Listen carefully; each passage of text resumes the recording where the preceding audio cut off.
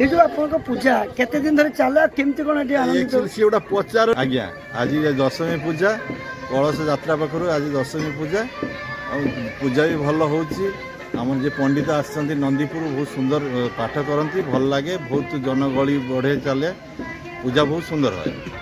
तथापि आपनकर जो पूजा आपन स्थानीय अंचल रे केते खुशी लगी था केते आनंदित होइतन समस्ते ना आम एरिया भितर विशेष कर 4 पंचायत भितर माँ वासंती दुर्गा पूजा ना जेहेतु दोहरापाटना गाँव पूजाटी है सब 4 पंचायत लोक मैंने आसती माँ को दर्शन करने दर्शन करती भक्ति करती लाभवान होगी जाती।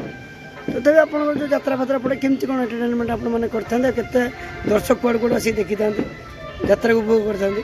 आम एरियार सत कथा कह गले बड़ पार्टी आसेनी बड़ पार्टी माने जो ए क्लास पार्टी ये एरिया को आसेनी आमर फ्री सेल आनी करू माँ को आशीर्वाद आमर 4 पंचायत ये सेपाकर आउरी 4-6टा पंचायत जाजपुर जिलूर भी आसती प्रचुर लोक हमें प्रचुर मात्रा लोक हमें आम तथापि आम कम्युनिटी स्ट्रंग अच्छी बोली आम कंट्रोल करके दर्शक मान यात्रा देखी खुशी मन गाँव को विदा कर।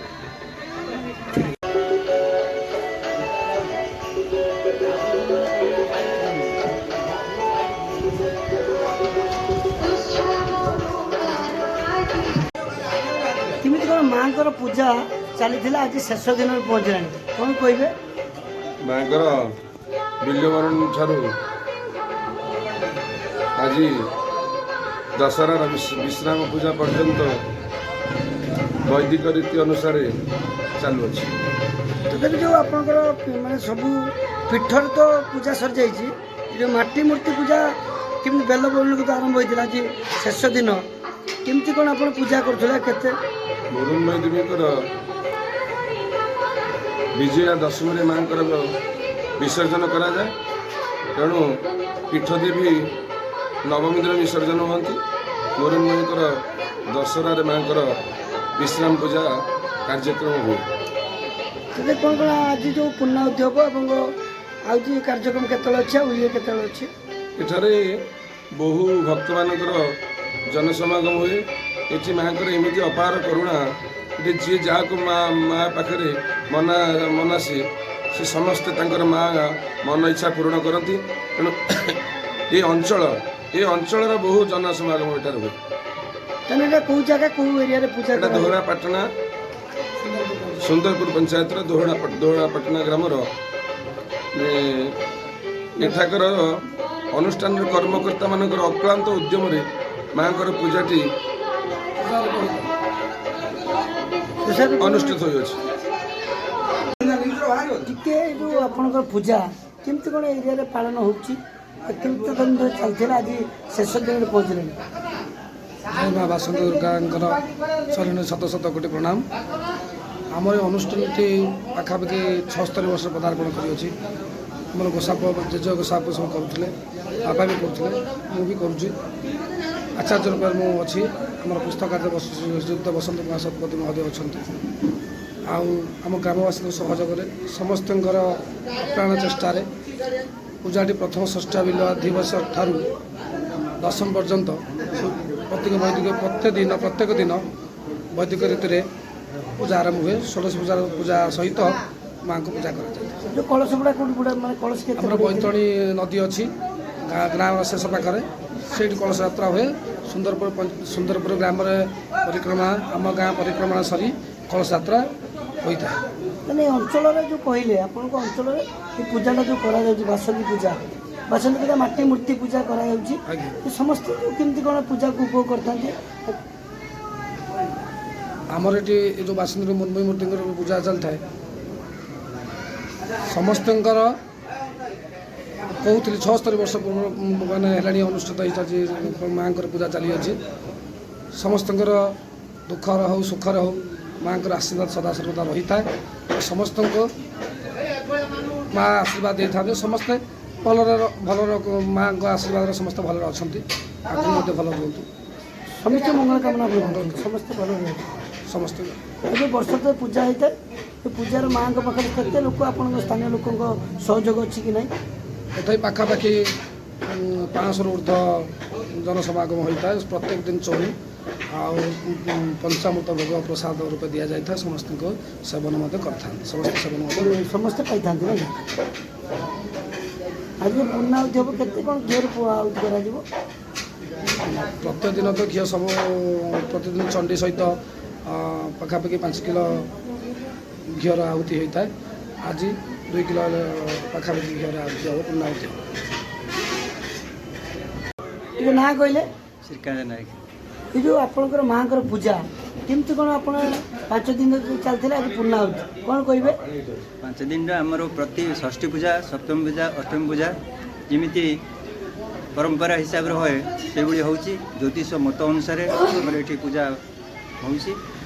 ଆଜି ମଧ୍ୟ ଦଶହରା, ଆଜି ବିସର୍ଜନ ଠାକୁର ନେବେ।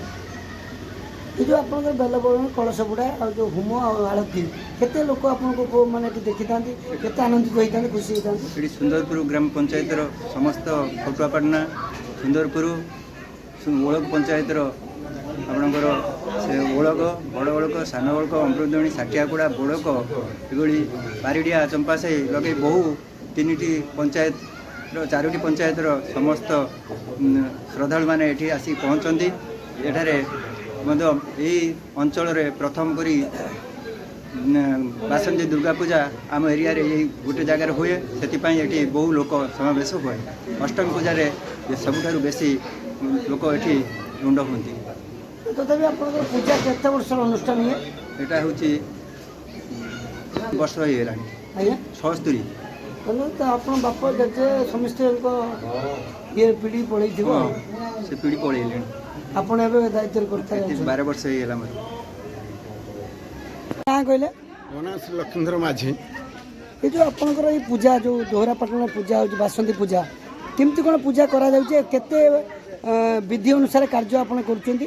ଆମର ଏ ପୂଜା ଆଜିକୁ 76 ବର୍ଷ ପୂର୍ବରୁ ହେଇ ହେଇ ଆସୁଛି, କିନ୍ତୁ ଆମର ଏଠି ପୂଜା 5 ଦିନ ପାଳନ କରାଯାଏ। କିନ୍ତୁ ବହୁତ ଆଡ଼ମ୍ବର ସହିତ ହୁଏ। ଗାଁବାଲାଙ୍କର ସମସ୍ତଙ୍କର ସହଯୋଗ ଏବଂ ପଡ଼ିଶା ଗାଁ ଯେଉଁମାନେ ଅଛନ୍ତି ବି ସୁନ୍ଦରପୁର, ଖଟୁଆପାଟଣା ପଞ୍ଚାୟତର ସମସ୍ତଙ୍କର ସହଯୋଗରେ ଆମର ଏ ଅନୁଷ୍ଠାନଟି। ତଥାପି ଆମେ ଯେଉଁ କହୁଛନ୍ତି ଯେଉଁ ପାଖାପାଖି ଗାଁ ରହିଲା ସମସ୍ତଙ୍କ ସହଯୋଗ ରହିଛି। ଏ ଯେଉଁ ପୂଜାର ଉପଭୋଗ ଯାତ୍ରା ବି ଆପଣ ପକାଉଛନ୍ତି, ଯାତ୍ରା ଫ୍ରି ସେଲ୍ରେ ପକାଉଛନ୍ତି, ଦର୍ଶକ କେତେ ଆନନ୍ଦିତ ନେଉଛନ୍ତି? ଦର୍ଶକ ବହୁତ ଆନନ୍ଦିତ ହେଉଛନ୍ତି। ପ୍ରତ୍ୟେକ ଆମର ବଡ଼ ବଡ଼ ପାର୍ଟି ଆସୁଛନ୍ତି, ଫ୍ରି ସେଲ୍ ଯାତ୍ରା ହେଉଛି ପ୍ରତିବର୍ଷ।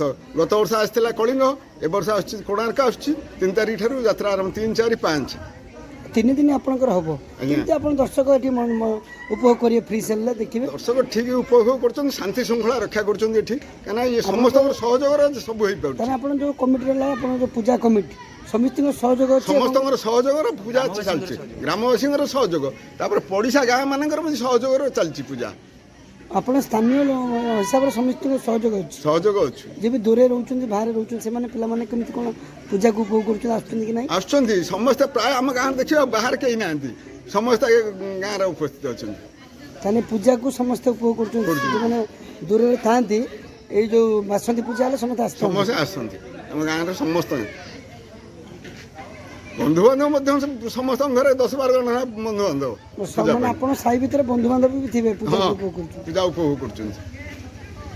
ପ୍ରତିଦିନ ସନ୍ଧ୍ୟାବେଳେ ଆମର କୀର୍ତ୍ତନ ହୁଏ, ନାମ କୀର୍ତ୍ତନ ହୁଏ ଏବଂ ଆଳତି ହୁଏ। ସମସ୍ତେ ଦର୍ଶକ ଏଠି ରୁଣ୍ଡୀଭୂତ ହୁଅନ୍ତି, ବହୁତ ସଂଖ୍ୟାରେ ଇଏ ହୁଅନ୍ତି। ଆଉ ପୂଜା ଠିକ୍ ଶାନ୍ତି ଶୃଙ୍ଖଳା ଭିତରେ ହୁଏ, ସମସ୍ତଙ୍କ ସହଯୋଗରେ ପୂଜାଟା ହୁଏ।